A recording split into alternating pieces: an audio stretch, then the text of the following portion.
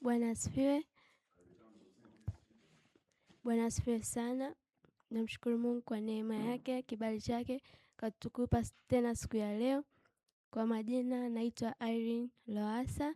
Kwa neema ya Mungu tutajifunza leo somo ambalo Mungu ametupa neema ya kujifunza siku ya leo.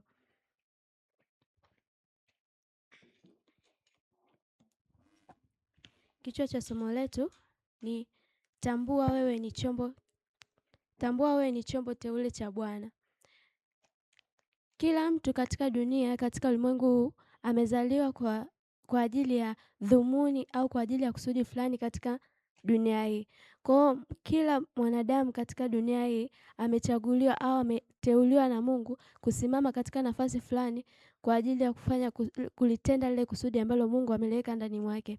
Kusoma katika kitabu cha Yeremia mlango wa 1 mstari wa 4 mpaka wa 8.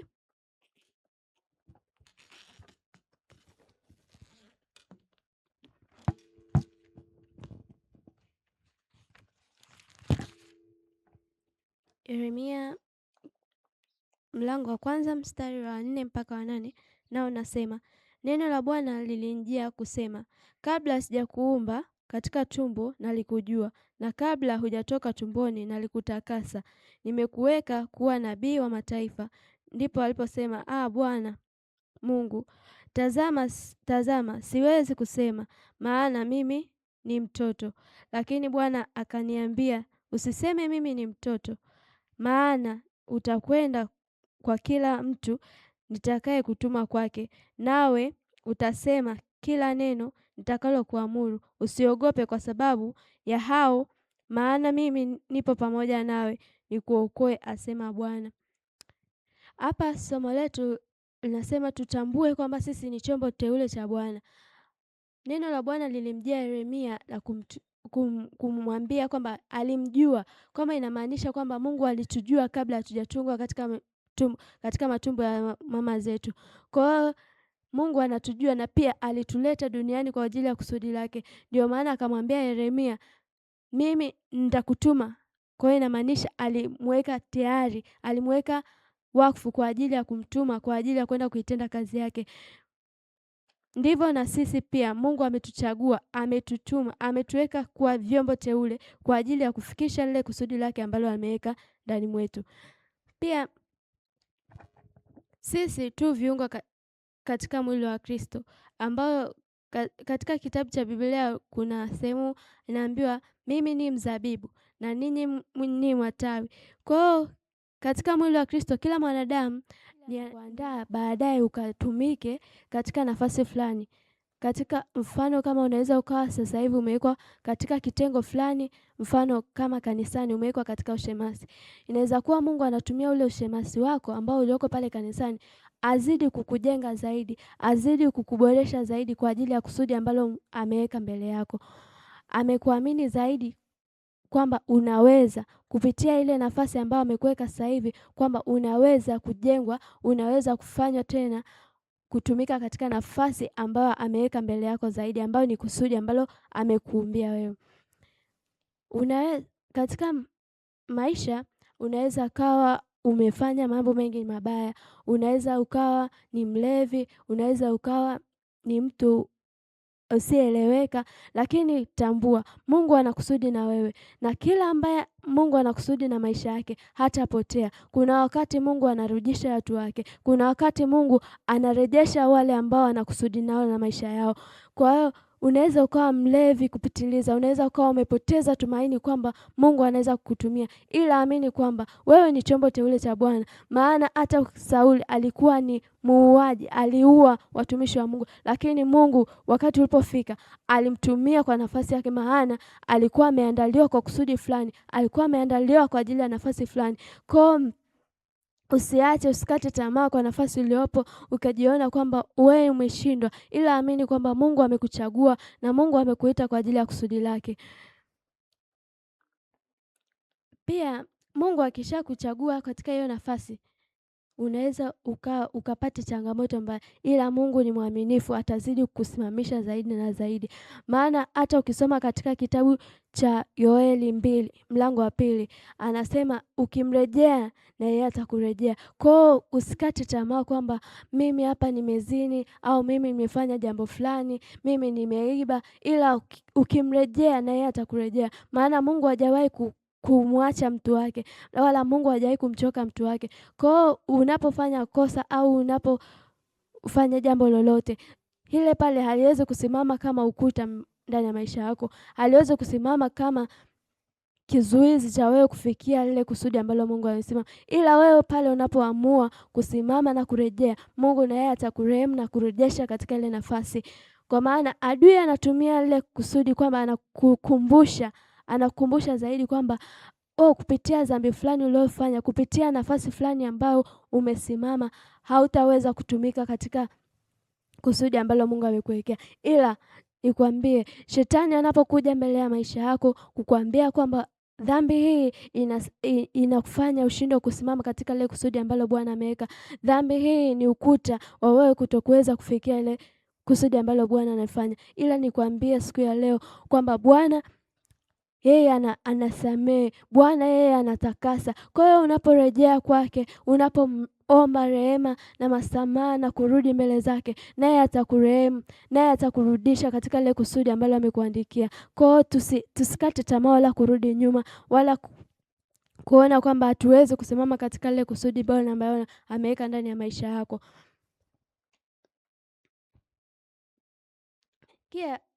Pia katika utumishi wetu yatupasa kutambua ni nani tunayemtumikia. Utumishi wetu usiishie tu kwamba mimi natumika katika nafasi fulani, mimi natumika katika sehemu fulani, ila tambua ni nani unayemtumikia. Unaweza ukawa unasema ndio mimi hapa natumika sehemu fulani, lakini hujui nani unayemtumikia. Kwa ule utumishi wako unakuwa ni sawa na bure. Tambua unayemtumikia ili uweze kuzidi kufikia ile kusudi ambalo Mungu ameweka maishani mwako. Ukishatambua mimi namtumikia Mungu huyu, mimi namtumikia Mungu wa namna hii, ndipo Mungu anazidi kujidhihirisha zaidi na kukuinua zaidi katika ile nafasi ambayo uliopo na kufikia ile kusudi ambalo ameweka ndani ya maisha yako. Kwa hiyo katika kutumika kwako, wewe tambua mimi hapa natumika katika nafasi fulani. Mimi namtumikia Mungu wa namna hii na hii. Kwa hiyo inakupasa utambue kwamba Mungu ninayemtumikia ni Mungu wa namna hii. Ndio maana hata katika kitabu cha Mathayo Yesu alipowauliza mnanijua kama nani? Walivyosema, Petro akasema sisi tunakujua kama Yesu Kristo mwana wa Mungu.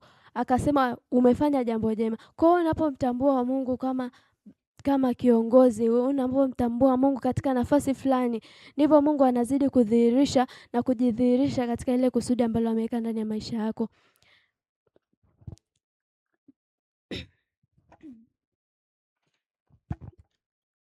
Pia sometimes unaweza ukajiona wewe huwezi kufit katika ile nafasi Mungu amekuweka. Sometimes unaweza ukawaza mimi sistahili nafasi ambayo Mungu amekuweka. Ila tambua kwamba yeye ni Mungu mwaminifu. Yeye ni Mungu anayetujua zaidi na zaidi. Hata Gideoni malaika alipomfuata Gideoni, yeye Gideoni alisema mimi siwezi, ila Mungu alikuwa na kusudi naye, akamwambia inuka ewe shujaa, kwa maana aliamini kwamba Gideoni wa ndani ni mkuu. Yule wa nje alionekana, alijiona mimi ni dhaifu, mimi sitaweza kufika katika ile kusudi Bwana ameweka, mimi sitaweza kuenda katika ile nafasi ambayo Bwana ameweka. Ila Mungu alimdhihirikia, ila Mungu alimtumia, ila Mungu alionekania katika ile nafasi aliyokuwepo. Naye Gideoni alipodhamiria ndani ya moyo wake, naye Bwana akamtumia zaidi na zaidi. Kwa hiyo yatupasa kujiamini pale Mungu alipotuweka katika nafasi ambayo Mungu ametuweka. Yeye anatujua zaidi, yeye anatujua tangu hatujazaliwa. Kwa hiyo yeye anatufahamu katika ile nafasi ambayo ametuweka, kwamba tunaweza, kwamba hakuna awezaye kutenda katika ile nafasi ambayo tupo, hakuna awezaye kutenda katika ile nafasi ambayo Mungu amekuchagua. kwamba ni wewe peke yako unayeweza kufit katika ile nafasi. Hakuna anayeweza kufit katika ile nafasi. Kwa hiyo tuondoe mindset ya kusema hatuwezi. Hatuwezi kusimama katika siwezi kufanya kitu fulani, siwezi kufanya kitu cha namna fulani, ila amini kwamba Bwana aliyokuchagua anakuamini kwa ajili ya hilo kusudi. Anakuamini kwamba unaweza kutenda katika hilo kusudi na zaidi. Kwa hiyo mindset ya kusema hatuwezi tuwe tunaitoa katika fahamu zetu.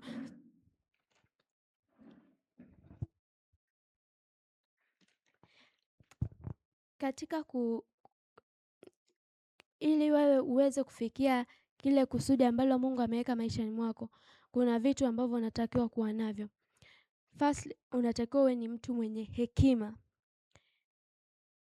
Mungu anavyokuweka katika sehemu fulani ili kukuandaa kwa ajili ya kitu fulani, jambo unalotakiwa kuwa nalo, jambo ambalo unatakiwa kuwa nalo ndani ya maisha yako ni hekima. Hekima huwa ni moja ya kitu ambacho huinua mtu.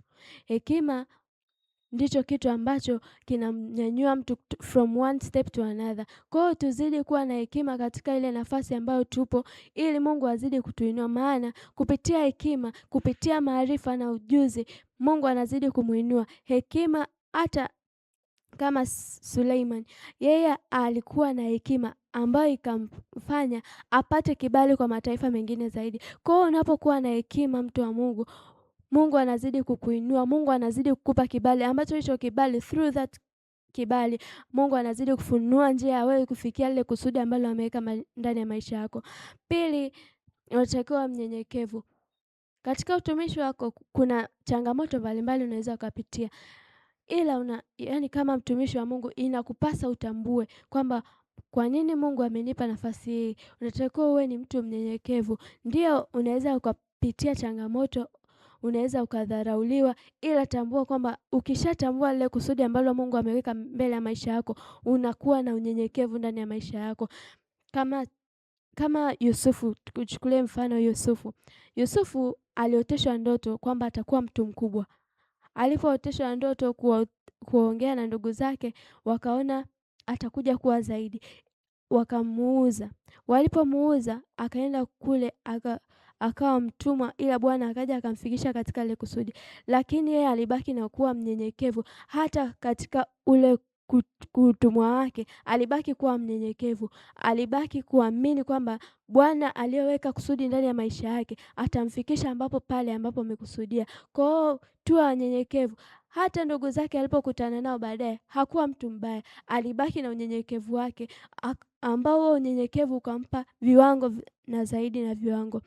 Pia yatupasa kuwa wavumilivu. Katika safari ya utumishi, unatupasa kuwa wavumilivu. Ukisoma katika kitabu cha Yakobo 5 mstari wa 11. Yakobo 5 mstari wa 11, wa 10 mpaka wa 11. Nao nasema,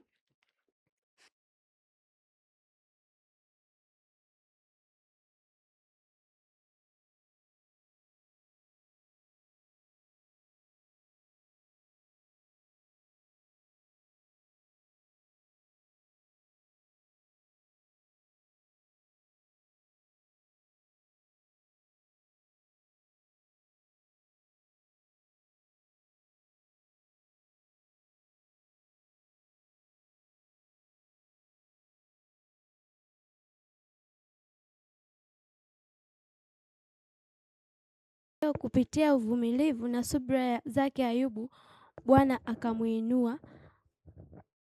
akamuinua zaidi na zaidi. Kwa katika safari ya kumjua Mungu kama muamini, ya kupasa kutembea katika uvumilivu na katika imani ya kumwamini kwamba Mungu aliyokufikisha katika hiyo safari au aliyokuweka katika hiyo njia uliopo ana kusudi jema na wewe, kwamba atakusaidia kila ambapo unamuita, atakusaidia.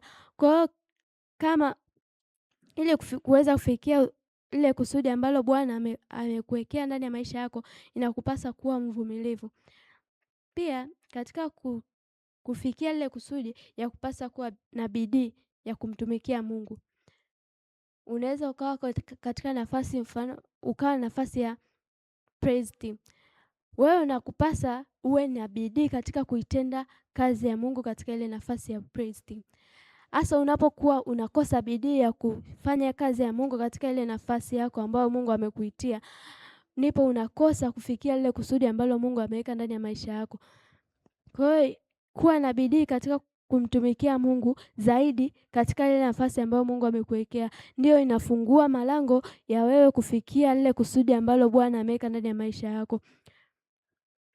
Pia katika kumtumikia Mungu, ili wewe uweze kuwa kile chombo kiteule, ili wewe uweze kufikia lile kusudi ambalo Bwana ameweka ndani ya maisha yako, inakupasa wewe utambue kwamba kuna tabia au kuna mienendo ambayo inaweza ikainuka ndani ya maisha yako, ikafanyika kizuizi au ikafanyika kama ukuta au mpaka wewe kufika katika nafasi ile ambayo Bwana ameweka ndani ya maisha yako. Kwa hiyo kuwa na bidii au uwe ni mtu wa maombi, wa kuomba Mungu azidi kusaidia. Kuna tabia ambazo zinaweza zikainuka katika maisha yako, zifanyike kama ukuta wewe kushindwa kufikia katika nafasi fulani. Unaweza ukaona zile tabia ni kawaida au ni jambo la kawaida, nimezoea kufanya kitu fulani, lakini hizo tabia au hizo mambo ambayo unafanya yanaweza akainuka kama ukuta au kama mpaka wewe kufikia ile hatima ambayo Bwana ameweka ndani ya maisha yako. Kwa hiyo kama una kusudi la kufika katika ile nafasi ambayo Bwana amekuitia, ya kwanza unatakiwa uache zile tabia au zile asili ambazo zimekaa ndani ya maisha yako, ambazo zinaweza zikainuka kama mpaka wewe kufika katika ile kusudi ambalo Bwana ameweka ndani ya maisha yako. Katika safari ya kumwamini Mungu, pia inatupasa kutambua zaidi, kumjua Mungu zaidi, kutambua Mungu anavyosema na maisha yetu. Wewe unatumika katika nafasi fulani. Je, Mungu anasema nawe namna gani kupitia ile nafasi ambayo amekuweka? Kupitia kutambua vile Mungu anavyoongea na wewe, vile Roho wa Mungu anavyotumika ndani ya maisha yako kuongea na wewe, kukuonyesha direction ya kufikia kile hatima ambao Mungu ameweka ndani ya maisha yako.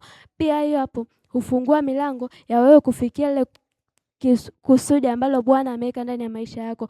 Kwa hiyo yatupasa kuzidi kuomba, kuzidi kukaa katika karibu na Mungu, ili kuzidi kutambua ni namna gani ambavyo Roho anakuongoza, ni namna gani ambavyo Roho wa Mungu anasema na wewe, ili uweze kufikia katika ile kusudi ambalo Bwana ameweka ndani ya maisha yako. Kwa hiyo usikate tamaa, zidi kuomba, zidi kusoma neno la Mungu, maana kupitia neno unapata maarifa, nayo maarifa yanatumika kama funguo ya kufungua milango ambayo inakufikisha katika ile kusudi ambalo Bwana ameweka.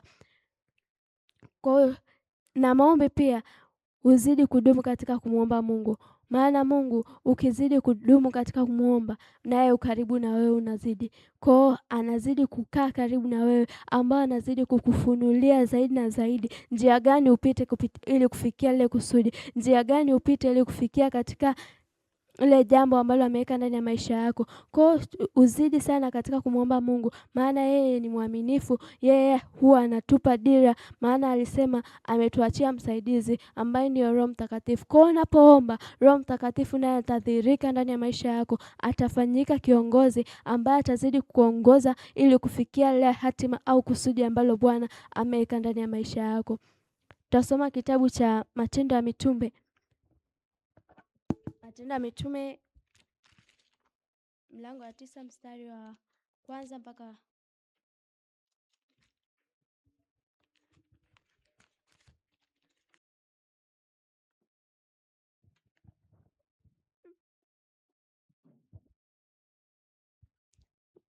ukisoma tu mlango wa 9 wote inazungumzia habari ya Sauli. Sauli yeye alikuwa anaua watumishi wa Mungu, alikuwa anasaka wanafunzi wa Yesu. Sasa akiwa njiani anaenda kutafuta, akapiga upofu. Sasa alipopigwa upofu akapata, Mungu akamsaidia, na pia hapo ndio ikawa chanzo cha yeye kurudi katika ile nafasi ambayo Bwana amemuitia. Alipokuwa Mungu alipomfungua macho, alipoona na kuamini kwamba Mungu ana kusudi na mimi, yeye aliamua akaanza kuhubiri habari njema ya Yesu Kristo. Alipokwenda kule akakutana na wanafunzi wengine wakawa wanamuogopa, lakini akatokea Barnaba akasema akamsaidia yule Sauli, akawekwa wakfu kwa ajili ya kutumika. Naye Bwana alikuja kumwambia wamweke wakfu kwa ile nafasi ambayo aliitiwa Barnaba na Sauli. Sasa hapa unaona kabisa kwamba Mungu anaweza kaa na kusudi na wewe ukapitia njia nyingi. Unaweza ukawa huko hauelewi au hamjui Mungu kabisa, au yani umejua lakini ukaanguka, ila Mungu anarudisha watu wake. Mungu anakurudisha katika ile nafasi ambayo amekuweka. Kwa hiyo tusikate tamaa katika nafasi ambazo tupo, katika maanguko ambayo tupo, maana Mungu anayeweza yote, Mungu ambaye ni mwaminifu, anatuinua tena, anatufikisha pale ambapo amekusudia. Tuzidi kuomba, tuzidi kuamini kwamba sisi ni watu wateule, sisi tumeumbwa kwa kusudi. Sisi tumeletwa ili tuifanye kazi ya Bwana. Kwa hiyo ukitembea ukiamini kwamba mimi nimechaguliwa, mimi ni mtu unique kwa ajili ya kusudi fulani. Kwa hiyo tuzidi kuomba, tuzidi kuamini kwamba sisi tumechaguliwa kwa ajili ya kusudi la Bwana, kwa ajili ya kulitenda lile kusudi ambalo Bwana ameweka ndani ya maisha yetu. Maana hata kwenye Biblia unaambiwa, ukisoma kwenye zile talanta, yule mwenye talanta moja alifukia, yule mwenye talanta 5 akaenda akaongeza zikawa zaidi. Kwa hiyo ukizidi katika ile nafasi ambayo Bwana amekuweka, ukizidi kuitanua ile nafasi, ukizidi kuinua ile nafasi ndani ya maisha yetu, tuzidi kumuomba Mungu na tuzidi kutembea katika lile kusudi ambalo Bwana ameweka ndani ya maisha yetu, tukiamini kwamba yeye aliyotuweka katika nafasi, au yeye aliyotuita katika mahali hapa au katika sehemu hii, anakusudi kwamba sisi tutumike katika hiyo nafasi hiyo, na ili tulete impact katika nafasi hiyo ambayo ametuweka. Kwa hiyo tuzidi kutembea katika kutafuta maarifa, tuzidi kutembea katika kumtafuta Mungu zaidi, na tuzidi kutembea katika unyenyekevu wa kufiti katika nafasi ambazo Bwana ametuwekea, ili tuweze kufikia lile lengo, kufikia lile kusudi ambalo Bwana ameweka ndani ya maisha yetu, ili tukazidi kumtumikia zaidi na zaidi. Maana anasema enendeni ulimwenguni mote mkaeneze Injili. Kwa hiyo kusudi la sisi wote ni kueneza Injili. Kwa hiyo unapotumika katika ile nafasi, unapotumika katika lile kusudi ambalo Bwana ameweka ndani ya maisha yako, kuna mtu unamwokoa, kuna nafsi ya mtu ambayo unaweza kuitoa kule ilipo na kuileta na kuzidi kuongeza boma la Bwana, naye Mungu atakubariki. Kwa hiyo usikate tamaa, zidi kumtumikia Mungu, zidi kuamini kwamba Mungu aliyekuleta katika nafasi hiyo, Mungu aliyekuamini katika nafasi hiyo, ana kusudi jema na maisha yako. Muamini yeye, naye atadhihirika ndani ya maisha yako, naye atadhihirika juu ya jambo unalolitenda. Amina. Tuombe. Asante mtakatifu Bwana wa majeshi, Mungu mwenye nguvu, weza na mamlaka, tunalitukuza jina lako. Asante Bwana kwa ajili ya neno lako ambalo Bwana umeweka ndani ya maisha yetu, ambalo Bwana unakusudi na kutubadilisha maisha yetu, unakusudi ya sisi kutambua nafasi zetu katika dunia hii. Bwana, tunaomba Bwana ukazidi kufungua fahamu zetu. Bwana, Roho wako mwema akazidi kutamalaki, Roho wako mwema akazidi kuthihirika katikati yetu. Fahamu amani, ukatupe kuweza, ukatupe kushinda na zaidi ya kushinda. Jehova hili, Roho wako mwema Bwana majeshi akatimilike na akathihirike ndani ya maisha yetu. Fahamu amani, tukauone uweza wako ukizidi kutupa nguvu, kibali na neema. Jehova nisi, tupe Bwana kutembea katika kusudi lako, tupe Bwana kutembea katika neema yako, kwa maana Bwana majeshi, kutumikia wewe kuna faida, kutumika ndani ya hema lako kuna faida na zaidi. Bwana majeshi, neema yako ikazidi kuwa nasi, fadhili zako Bwana majeshi zikazidi kutuwezesha zaidi na zaidi, tukiamini kwamba Bwana utatenda na utatamalaki katikati ya maisha yetu na katikati ya huduma zetu, katika jina lako takatifu naomba na kuamini. Amen. Asante.